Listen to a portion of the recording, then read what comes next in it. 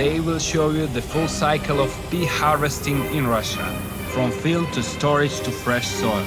You'll see how we harvest and clean peas with our modern grain separator.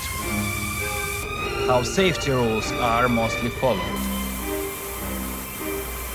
How old Soviet trucks still work like tanks. Вот она техника.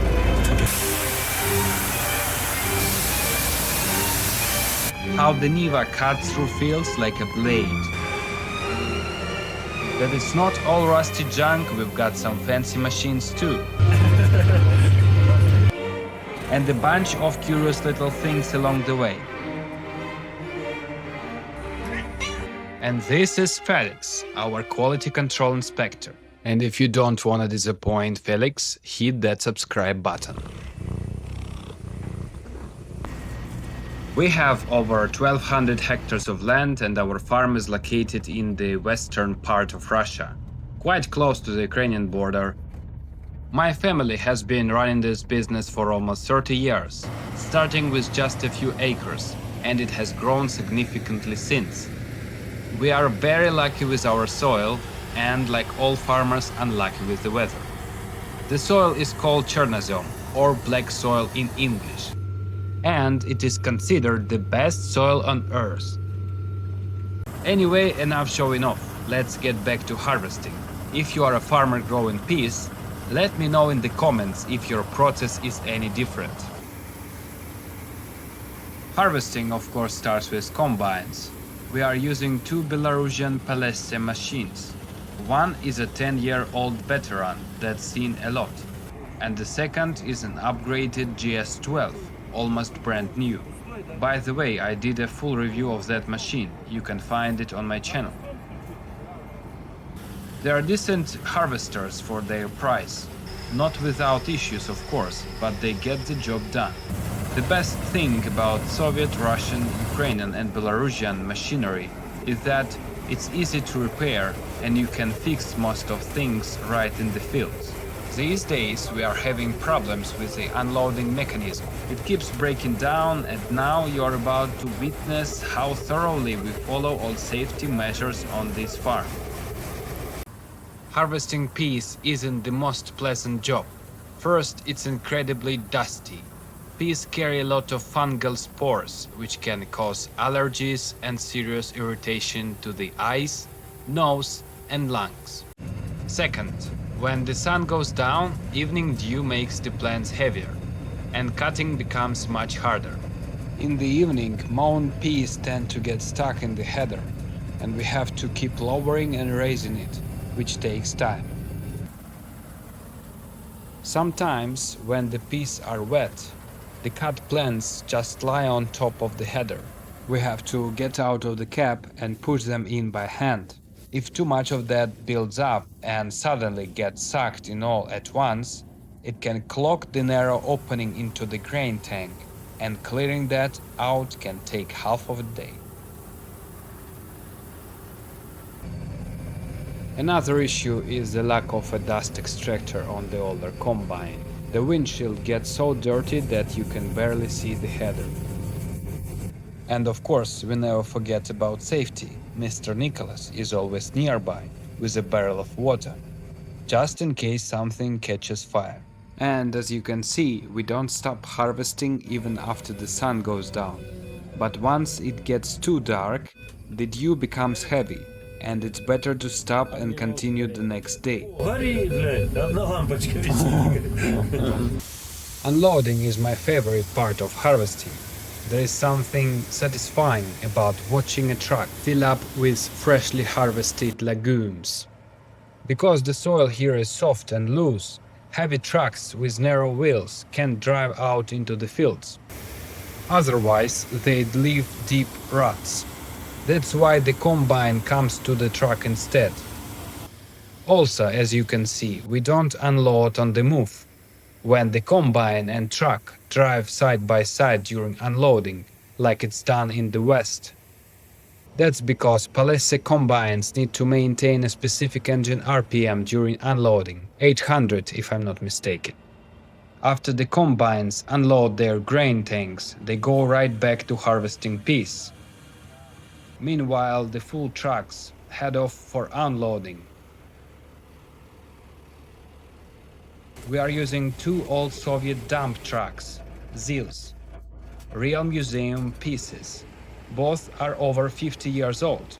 They are incredibly uncomfortable, but somehow they just keep going, no matter what. We are using added air suspension to avoid constantly dealing with broken leaf springs. Small upgrade for a machine that survived the Cold War. Fun fact: this year truck sales in Russia dropped across the board, except for ZILs. Sales for these old beasts actually went up. Why? Simple. People have taste, aristocratic taste. They don't need air conditioning, ABS, automatic transmissions, touchscreen dashboards, or parking sensors. They want raw steel. They want character. They want a ZIL. I would say it's basically a Soviet Rolls-Royce. And we are not going to argue with that. Let's just take a moment to appreciate the legendary Soviet sound installation and the absolute silence of that engine.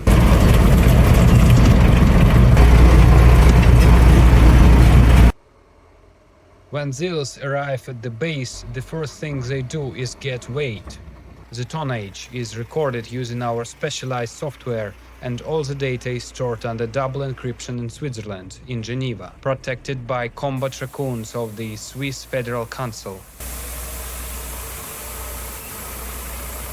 After ZILs are weighed, they unload at the grain cleaning facility, ZAF, where the pieces are cleaned and processed. This is what our ZAF looks like. It was built just a couple of years ago and even partially subsidized during construction. Let's take a moment to watch this beast at work. The ZAF is the only place on the farm where people actually wear any kind of protective gear, because the noise it makes is absolutely brutal. I spent just a few minutes inside without ear protection, and I'm pretty sure I went partially deaf. Just listen to this roar. If you're afraid of heights, like I am, climbing down from the ZAF isn't exactly a fun experience. Once the pieces are cleaned, they are loaded back into the trucks and taken to the storage facility, where they are unloaded. This year we have 160 hectares of peas, and our yield is around 3.6 tons per hectare. Quite a decent result, we believe. To spread the peas evenly across the floor, we use a Manitou, a truly amazing machine that can do just about anything on the farm. At first, we weren't sure if we really needed it, but now we can't imagine working without it.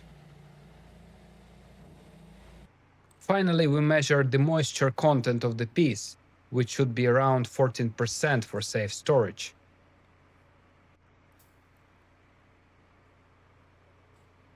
Now we jump into our luxurious Lada Niva and head out to see how the field is being worked after the harvest. The Niva is a typical farmer's car in Russia. To give you an idea, on our parking lot it makes up more than a half of all the vehicles. It's perfect for off-road conditions and was basically made for this life. On the field we have two fairly new New Holland tractors. Great machines, but a bit temperamental. The cab is as clean as a pharmacy, or maybe even cleaner, depends on the pharmacy. Let's take a look at how they are doing.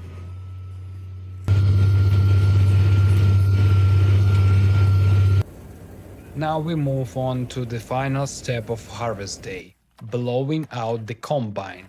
We use a steel lift blower to clean every part and component of the machine.